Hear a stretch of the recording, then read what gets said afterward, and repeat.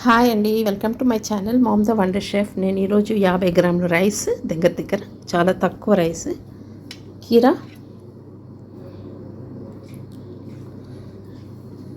Cabbage, శనగపప్పు వేసిన curry, మామిడికాయ పప్పు, మామిడికాయ తురుము పచ్చడి, జీలకర్ర నీళ్ళు.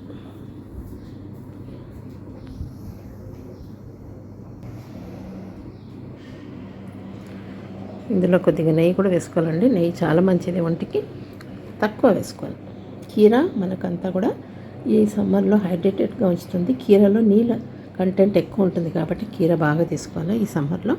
క్యాబేజ్ కూడా మనకు ఎంతో మంచిదండి. క్యాబేజ్లో కాల్షియం అనేది ఉంది కాబట్టి క్యాబేజ్ వాడాలి. ఇదేమో మామిడికాయ సీజన్ కదండి, మామిడికాయ పప్పు చేశాను. పప్పులో చాలా ప్రోటీన్స్ ఉంటుంది కాబట్టి మన డైలీ డైట్లో పప్పు వాడాలి. కోర్స్ అండి, ఇది తురిమిన మామిడికాయ పచ్చడి ఇన్స్టెంట్. ఇది అప్పటిదప్పుడు మనం చేసుకోవాలి. ఇది ఒక వారం నిల్వ ఉంటుంది, ఫ్రిడ్జ్లో పెట్టేసుకోవాలి. అంతే. కొద్దిగా రైస్, జీలకర్ర నీళ్ళు.